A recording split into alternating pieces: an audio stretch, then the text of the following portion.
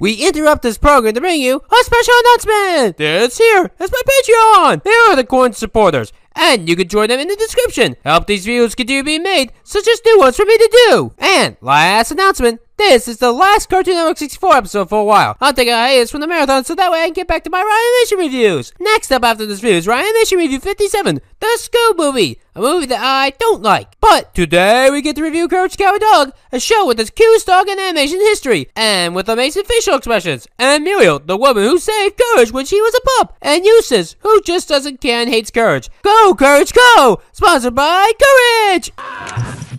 Stupid dog! You made me look bad!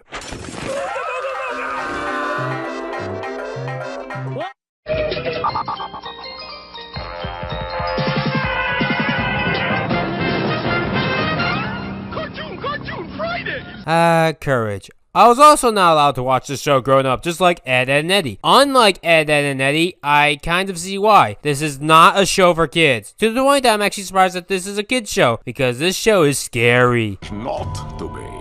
I have found it. Return the slab. Granted, a teenager could watch this like TV-14 or 13 plus for the internet, like how 100% of all my videos are for audiences only 13 and older, not 12 and under due to COPPA. Anywho, I love this show and it's my favorite Cartoon Network show of the 90s, despite the fact that most of the show occurred in the 2000s and its best episodes were in season 4, which took place in 2002, but whatever. The show is determined by what decade it started. If you start in the 1990s, then you're a 90s show, even if most of your show took place in the 2000s, because that's what people believe in. Animation is known as the medium that you could do anything in, and Courage definitely takes advantage of that. My personal favorite thing that Courage the dog specifically does is because he's bad at speaking English, as the show shows us.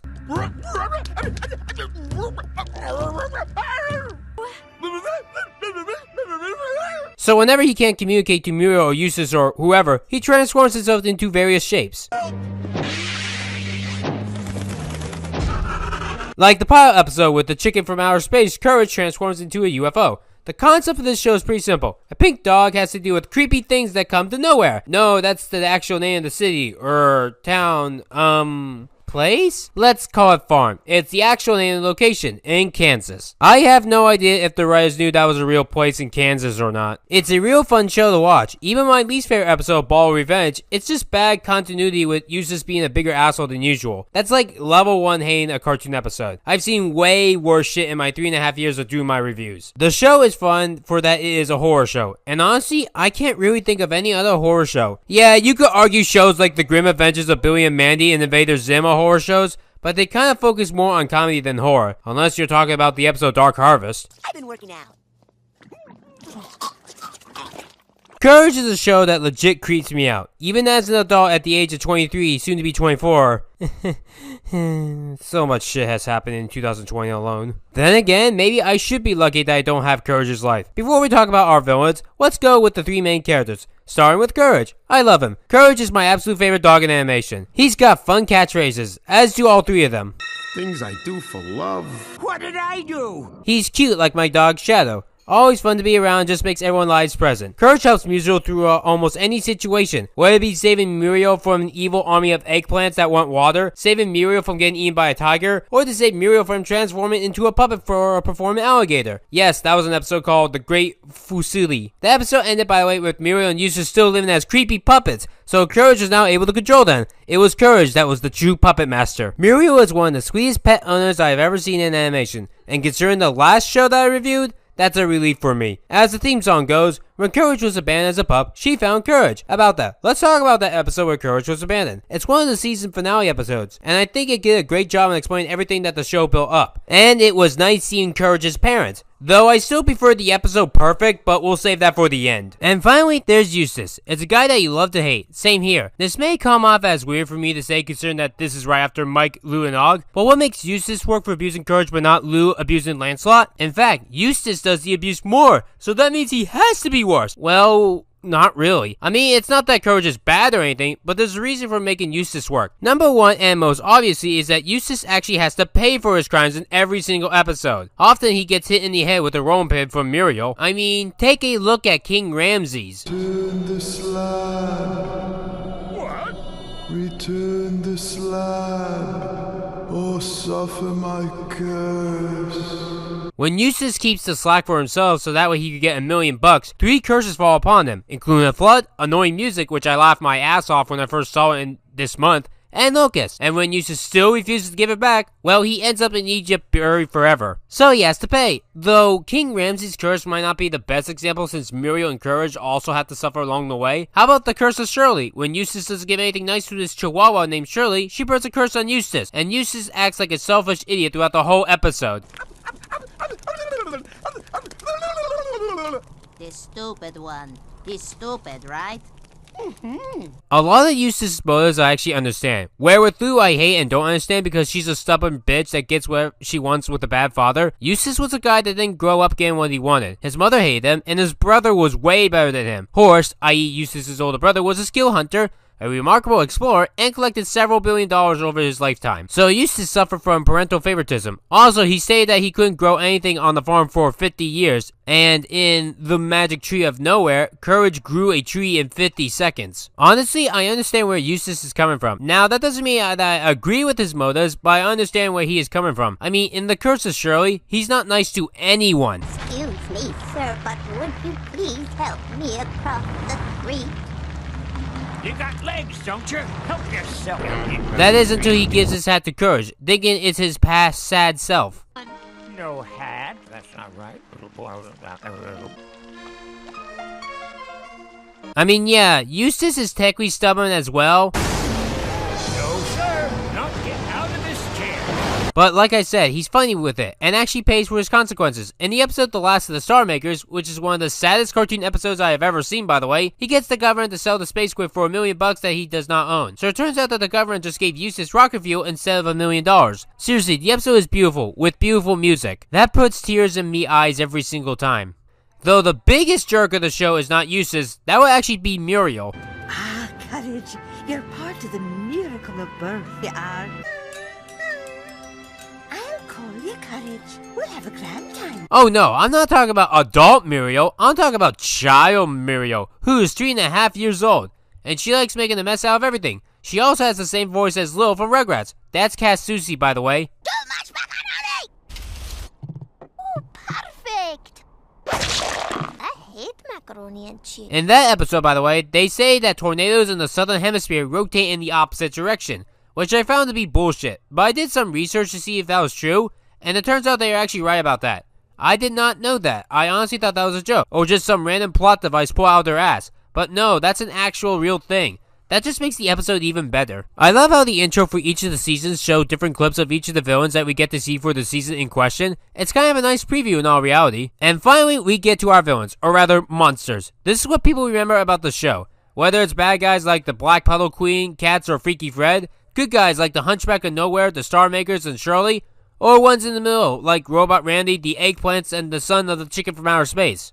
It's hard for me to pick an absolute favorite. It's what made this show dark. They say that this show is from the perspective from a real-life dog, as in what a real dog thinks of humans. Think like how a dog always barks at the mailman, that kind of feel. That's not really true considering the episode Robot Randy. Eustace is listening to the robot commands, like he acknowledges that it exists. Also, I love how that robot would rather whittle than be a leader. That may be a little more obscure, but Freaky Fred I know is memorable. He is certainly a guy that is naughty. Which I say did encourage me to be quite naughty. I can see why this episode got a Reanimate collab, which is really awesome. Too bad YouTube made it kid related, otherwise I would have commented on it. Seriously, this could break COPPA rules. I hate the present. Can we talk about Reanimate collabs for a quick minute?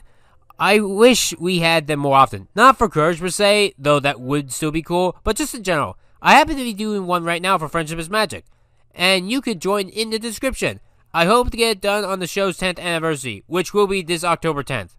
Many more villains are interesting, like Fissionary, who is a female fish that took advantage of the Bag farmhouse, or the Black Puddle Queen, which came to the closest to killing Eustace, or Big Toe, which took over Eustace's foot. Ooh, how about that mattress demon that possessed Muriel? Or the episode where Muriel meets her evil counterpart in the season 3 premiere. Yeah, that happened. And The Mask is just creepy altogether. The Mask is one of my favorite episodes. Hey, remember that Family Guy episode Screams of Silence? You know, the worst animation in all of existence, showing dangerous abuse and saying that you're not a real woman if you're in an abusive relationship? Well, The Mask is that episode done right. In fact, The Mask is scarier in the abuse alone. And remember, Courage is a kid's show.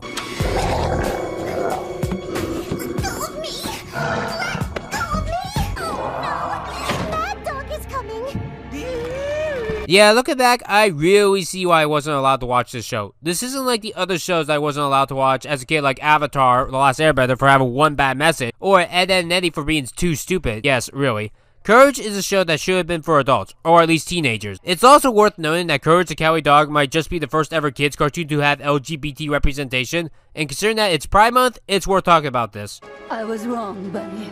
Not all dogs are bad. Can be best friends forever. At the end of The Mask, we see Kitty and Bunny, who are both female adults, get together on a train, and it's shown that they are in love. This is the first ever Cartoon Network cartoon to show off the first lesbian couple. Yes, even before Steven Universe, even before Clarence, even before Craig of the Creek, and even before We Bare Bear. Yeah, Courage was the pioneer of it all. I don't know if I will ever talk about Courage the show ever again in any of my future reviews. There's a lot that I could say, but if you want to hear more on the show right now, Alpha J did a good job on the show recently with his rise and fall on the series, which I'll leave a link in the description. I kinda do want to maybe do like a top 10 best episodes of this show, because it is awesome. It's definitely a show that you should watch in October, along with Over the Garden Wall. Those are like the two perfect Cartoon Network cartoons to watch in the month of Halloween. I guess to end this review off, let's talk about my favorite episode of the show, the series finale, Perfect. Perfect is perfect. Yeah, obvious pun, but I truly do mean it, to the point that it's in my top 10 favorite animations of all time. And it's even my favorite series finale in animation. Yes, even more than My Little Pony Friendship is Magic series finale, more than Little Witch Academia series finale, and even more than the Steven Universe series finale. The episode is about Courage trying to be perfect, not for Eustace's benefit, but in general. And there's a teacher that's not even real, but she makes Courage cry. You're not the least bit perfect. See, the teacher is a manifestation of Courage's imagination. No one else can see him. No, Eustace didn't hire her. Why else would she melt at the end? But I'm getting ahead of myself. Courage has always been rumored that he could see things, but the other two couldn't. Though the puppet episode would disagree with that theory, but here the theory is 100% true. And I imagine that if you watch this episode for the first time ever, you might have thought that the teacher was real, but she's not. She tells Courage to do everything perfectly, and it's based off the real life moral trying to be the best. They even compare it to the people better than me. Some people in real life are gonna have better luck than me. More money, more skill, more passionate on the project about a single thing, and just better in general. I struggle with this problem a lot.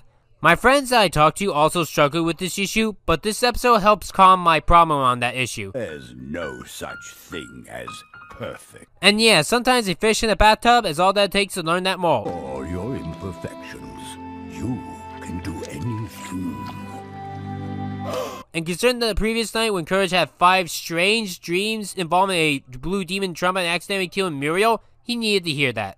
And when Courage draws a number 6 the way that he prefers, the teacher melts away. This show is a horror show, but I can often laugh a lot at it. I think Courage in and of himself is why this was able to pass as a kid's cartoon. If it was just about Eustace and Muriel and no third entity, this would definitely have to be an adult cartoon. I heard that this show was cancelled because Cartoon Network wanted to sell Courage the Cowardly Dog merchandise, but they couldn't because Courage was pink and they didn't want to mark this as a girl's product. Though that's just a rumor. I mean, Blue from Blue's Clues is blue, but she's a girl, and both boys and girls loved her, so I don't get what Cartoon Network was thinking with Courage. But yeah, this is definitely my favorite Cartoon Network cartoon of the 90s, and it's even in my top 10 favorite cartoons of all time. Not my favorite Cartoon Network cartoon ever, but so far for this list, it's the best show. If you're into horror, this is the show for you, because there was no show like it around at the time, and to be honest, since. It's a definite pass. Go watch this amazing show. Courage is not a stupid dog. He's courageous. This show is perfect.